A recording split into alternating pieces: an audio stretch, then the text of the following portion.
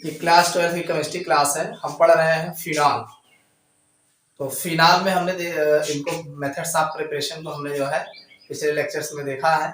आज हम इसके फिनॉल के जो है केमिकल प्रॉपर्टीज, रासायनिक गुण की बात करेंगे।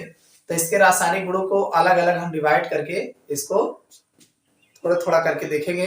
तो सबसे पहला हमने इसमें जो वर्गीकृत किया गया है फिनॉल के रासायनिक गुण में, सबसे पहले हम देखेंगे जो इसमें फिनॉल का, आप जानते हैं फिनॉल का फार्मूला होता है C6H5OH। तो इसमें OH समूह लगा होता है।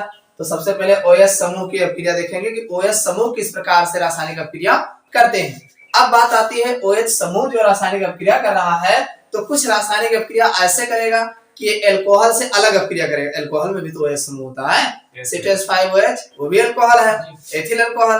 तो अल्कोहलिक समूह भी OH होता है।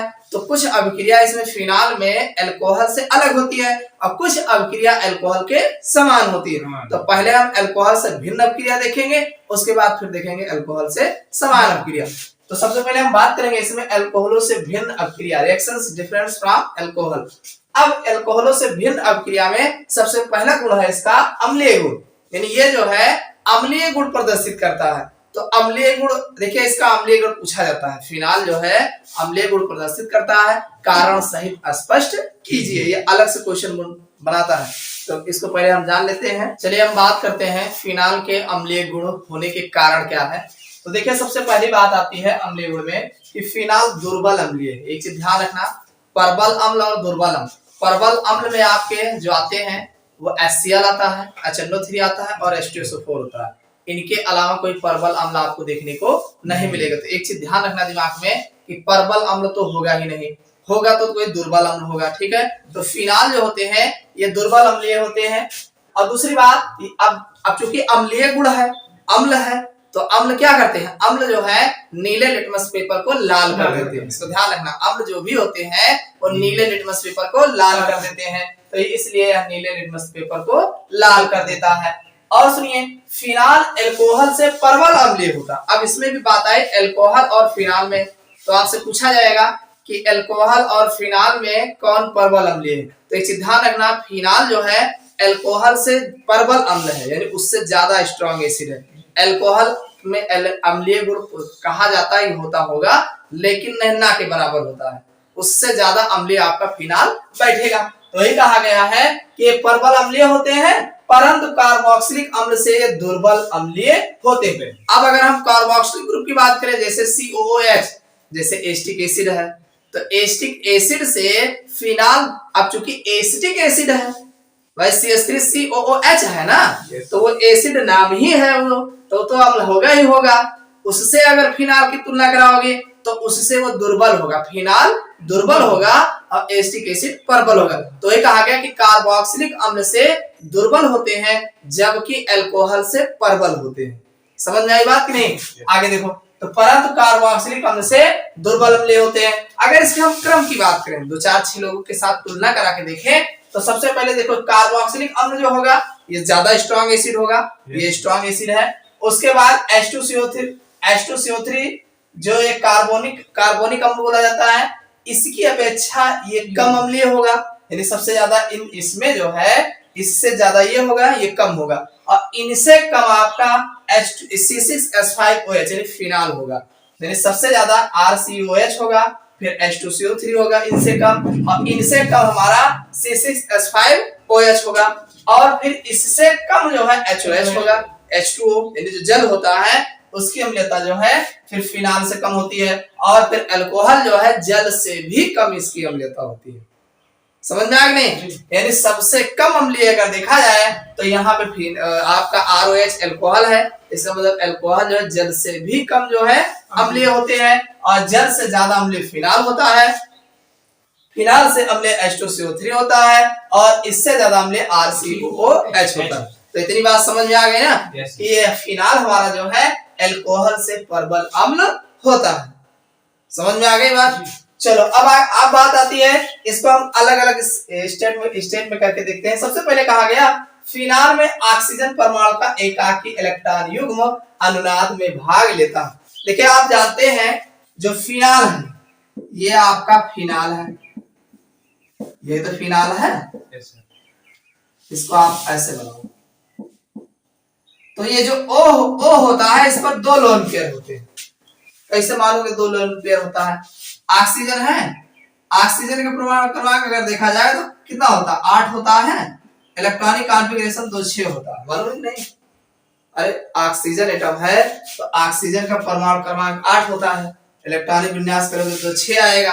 आउटर सेल्स में 6 इलेक्ट्रॉन आएगा। Yes sir. और आउटर सेल्स में जब 6 इलेक्ट्रॉन आएगा तो एक इलेक्ट्रॉन तो हाइड्रोजन में बंधना में भाग ले ली। 6 में से 1 कम होगा, 5 होगा। Yes sir. और एक इलेक्ट्रॉन इधर कार्बन से बंधना में भाग ले ली तो क्या बचा? 4 बचा। तो देखो 4 दिखाता है कि नहीं दिखाता? Yes sir. ये जो दिखाता है बंधना में भाग नहीं ले रहा है। तो जे तो बंध बनाने में भाग लिए थे तो बॉन्ड पेयर बोला जब बोलते हैं, और जो बंध बनाने में भाग नहीं लेते हैं उन्हें लोन पेयर बोलते हैं। Lone pair, lone pair, bond pair. Bond pair में जो बॉन्ड फॉर्मेशन में इन्वॉल्व होते हैं बॉन्ड पेयर, और जो बॉन्ड बनाने में इन्वॉल्व नहीं होते बचे रहते हैं उनको लोन पेयर कहा जाता है। नियमता दिखाना चाहिए लेकिन दिखाया नहीं जाता, जब इनके जरूरत लागत है तब दिखाया जाता है। ठीक है, तो ये अब ये 2 लोन पेयर जो दिखता है इनकी बात हो रही है। ठीक है, तो इसमें कहा गया कि फिनाल में ऑक्सीजन परमाणु का एकाकी इलेक्ट्रॉन युग्म, एकाकी इलेक्ट्रॉन युग्म अनुनाद में भाग लेता है। यानी जो लोन पेयर इसमें दिख रहा है ये अनुनाद में भाग लेता है। कैसे भाग लेता है? भाग लेता है जिस कारण ऑक्सीजन परमाणु पर आंशिक धन आवेश आ जाता है। यानी इसी लोन पेयर के कारण इस पर जो है आंशिक धन आवेश आ जाता है तथा यह आवेश H परमाणु को धनावेशित करके, अब यही जो धन आवेश आता है ये H परमाणु को धनावेशित करके अम्लीय गुण प्रदर्शित करता है, यानी अम्लीय गुण प्रदान करता है। यानी H को धनावेश देते देखा है और ये यदि H बन के निकलेगा तो अम्ल, जाहिर सी बात है जिसमें से H + निकलते वही तो अम्ल कहलाते हैं। तो वही कह रहा है कि अम्लीय गुण प्रदान करता है। फिनाक्साइड आयन फिनाल से अधिक अस्थायी होता है। फिनाल है C6H5OH और फिनाक्साइड आयन का फार्मूला होगा, अब OH में से H निकल जाएगा। इसी H को निकाल दोगे, जैसे मान लीजिए OH लिखा है, इसको आप जब निकाल दोगे तो ये ऋण आवेश होते हो जाएगा और EH+ निकल जाएगा, धन आवेश निकल जाएगा। तो इसी को बोलते हैं फिनाक्साइड आयन। क्या बोलते हैं? हाँ, फिनाक्साइड आयन बोलते हैं। फिनाक्साइड आयन देखो कैसे बनेगा। देखो अब ये फिनाक्साइड आयन जो होते हैं ये फिनाल से ज्यादा अस्थायी होते हैं। काहे को अस्थायी होते हैं? कारण होता है उसका। देखो पहली बात तो C6H5OH जो रिवर्सिबल है, ये C6H5O नेगेटिव चार्ज और प्लस H+, ये चूंकि H+ देता है इसीलिए अम्लीय गुण प्रदर्शित करता है। और देखो इसका कांस्टेंट जो दिया गया है 1.3 × 10⁻⁻10, इससे भी पता लगाया जाता है कि कौन कितना अम्लीय है कौन कितना कम है। अम्लीयता का उसका प्रदर्शन जो है इससे भी पता लगाया जाता है। इसे 1.3 × 10⁻10 है, किसी का इससे कम होगा किसी का इससे ज्यादा होगा, तो जो जैसे होगा वैसे मापने के लिए प्रयुक्त किया जाता है। अब आगे दिया, अब इसमें जो फिनाक्साइड इसे है ये फिनाक्साइड है, ठीक, इसको बोलते हैं फिनाक्साइड है, ये फिनाल। तो CO की बंध के ऊपर अब आप जानते हैं कि ये यहाँ पे कार्बन है, क्या है यहाँ पे? कार्बन, और ये ऑक्सीजन है, तो ये दोनों जने मिला के CO बंध नहीं हुआ। तो CO बंध में आंशिक द्विबंध गुण आ जाते हैं। ये दोनों बंधवा में आंशिक डबल बॉन्ड बन जाते हैं। कैसे बन जाते हैं बता रहे हैं। आंशिक द्विबंध गुण आ जाने के कारण यह बंध आसानी से नहीं टूटता है। जब वो आपस में टेम्परेरी जो है डबल बॉन्ड क्रिएट कर लेता है तो उसकी मजबूती जो है और बढ़ जाती है और आसानी से नहीं टूटता। कैसे है ये? जब फिनाल है ना, ऊपर देखो एच लगा, दो लोन पेयर दिख रहा है इसका, ठीक। अब ये एक लोन पेयर, ध्यान समझिएगा, ये जो लोन पेयर है ये लोन पेयर अपना उठा के इस बॉन्ड को दे देगा जो सिंगल बॉन्ड है। तो जब यहाँ से यहाँ को शिफ्ट कराएगा तो ये लोन पेयर उठ के यहाँ आएगा, तो यहाँ से चूंकि आएगा तो जहां से आता है जो देता है तो देने वाले पे धन आवेश लगता है। क्या लगता है? पॉजिटिव चार्ज क्रिएट होता है। देखो यहाँ पे पॉजिटिव चार्ज लगा दिए नहीं लगा दिए? Yes sir. और जहां आएगा तो वो जहां आएगा वो शिफ्ट होगा ना, तो वहां एक सिंगल बॉन्ड था, यहाँ डबल हो गया। यस सर, डबल हो गया। अब चूंकि लोन पेयर आवा है और पूरा पूरा जोड़वे आवा है तो जब जोड़े आएगा तो जोड़े तो रहता है एक बॉन्ड में, एक सिंगल बॉन्ड में एक इलेक्ट्रॉन इधर का रहता है और दूसरा इलेक्ट्रॉन इधर का रहता है। दो ही इलेक्ट्रॉन तो रहते हैं एक बॉन्ड में। तो जब दो इलेक्ट्रॉन सीधा सीधा दे रहा है तो डबल बॉन्ड नहीं हो जाएगा। तो ये आपका डबल बॉन्ड क्रिएट हो गया, ये डबल बॉन्ड क्रिएट हो गया। अब चूंकि बगल यहाँ डबल बॉन्ड क्रिएट हो, क्या इधर दो बॉन्ड रहे? अरे दो इधर होगा, दो इधर, चार हो जे, बगले वाला मिला के 5 बांड न हो जे, तो ये बेचारे भागे इधर वाले कहे अगर तुम्हें डबल बॉन्ड बना के 100 रुपए तो उनको फिर जगह दे दी तुम्हें, तो अब ये डबल बॉन्ड शिफ्ट कराएगा इधर। बात समझ में आई नहीं? तो ये जो डबल बॉन्ड है ये इसको जगह देगा, खाली करेगा, तो ये शिफ्ट होगा यहाँ, तो देखो ये घूम के यहाँ आएगा, यहाँ देखो नेगेटिव चार्ज आएगा।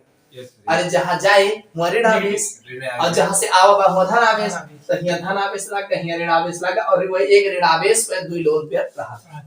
अरे वही अभी बांडवा डबल है, वो भागे तो अपन पूरा जोड़ो लेके ना भागे, तो यहाँ आ गया, देखो यहाँ आ गया, यहाँ डबल बॉन्ड लग गया। समझ में आई बात नहीं? अब ये जो लोन पेयर है ये ऋण आवेशित है, ये रुके ना, यहाँ से यहाँ आ जाएगा। कैसे है? अब ये जो है मुराही की इनका बगल वाले एक्सेप्ट की, तो जब ये इनके बगल शिफ्ट की तब इनका दिक्कत है। अरे बांड बैलेंस होता नहीं तो रहे, तो ये जब इनको यहाँ शिफ्ट किए तो ये कहीं ऐसा, तो यहाँ आएगी, अब तू राइस नहीं होता है, ठीक बात है, जगह दी। अब ये भाग के इधर आए, फिर और आगे भागी, तो अब ये जो हिया रहा ये आएगा वहां, हिया देखो हिया आएगा कि नहीं आएगा, ठीक। अब जब हिया आएगा तो फिर ये मुराही के और आगे बढ़क प्रयास की, तो फिर इनके दिक्कत है, बांड इनके बढ़े लाग, तो ये फिर और शिफ्ट में आगे तो हिया पहुंच गई। तो इस तरीके से पूरे बेंजीन रिंग में ये जो है चक्कर लगाने लगती है, और जब चक्कर लगावे लागे तो इनका दूसरे से नहीं लिए देख का जरूरत है, झाम फैला, इसीलिए ये ज्यादा अम्लीय होते हैं, इसीलिए ये ज्यादा अल्कोहल से ज्यादा अम्लीय होते हैं, क्योंकि फिनॉक्साइड जो है आयन जो है तो ये रिजोनेटिंग स्ट्रक्चर में भाग लेता, अनुनादिक संरचनाएं बनाता है। एक बात याद रखना कि फिनाल जो है H+ दे करके साइड आयन बनाता है, ये फिनॉक्साइड आयन अनुनाद संरचना प्रदर्शित करते हैं। कई संरचना बनाए, 4 ठोरे बनाए, यस सर, तो 4 संरचना, इस संरचना को अनुनादी संरचना बोलते हैं। क्या बोलते हैं?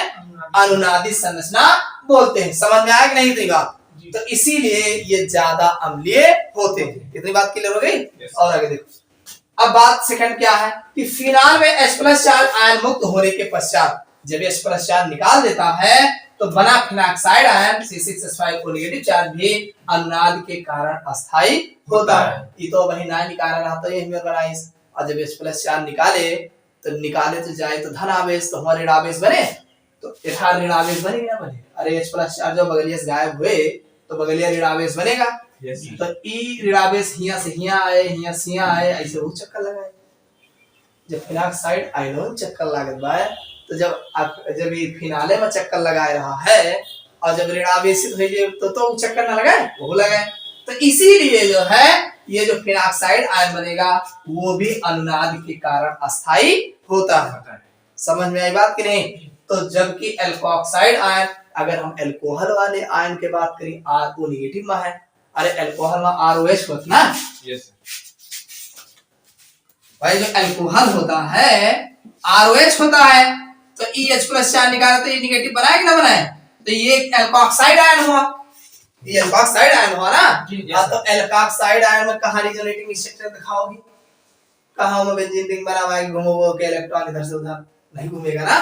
तो वही कह रहा है कि RO एल्कोक्साइड आयन में यह संभव नहीं है, यानी उसमें अनुनादी संरचना का होना संभव नहीं है। इसी कारण अल्कोहल अम्लीय गुण प्रदर्शित नहीं करते।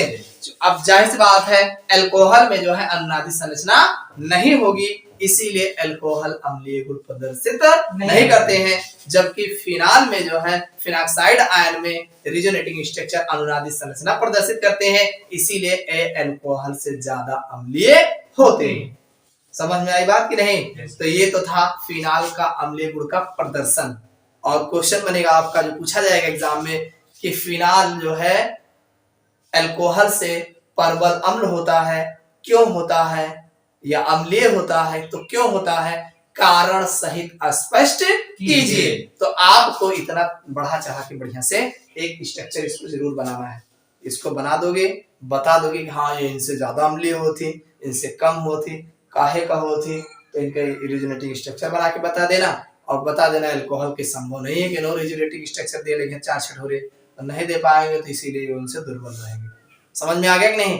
तो इतना कर लीजिएगा, फिर अगला देखते हैं। चलिए अब हम बात करते हैं फिनाल के जो अम्लीय गुण है तो इसका अब आप कैसे इसको सिद्ध करोगे? तो सिद्ध करने के लिए जाहिर सी बात है, अम्ल है तो क्षार से अपक्रिया करेगा और क्षार से करेगा लवण और जल बनाना चाहिए, कुल मिला के लवण बनना चाहिए। तो इसका हम एक रिएक्शन देखते हैं। तो सबसे पहले हम इसमें देखते हैं NaOH के साथ अभिक्रिया रिएक्शन विद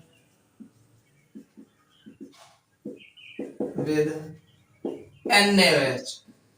सबसे पहले हम बात करेंगे NaOH के साथ अभिक्रिया। तो आप जानते हैं फिनाल का फार्मूला C6H5OH होता है, क्यों?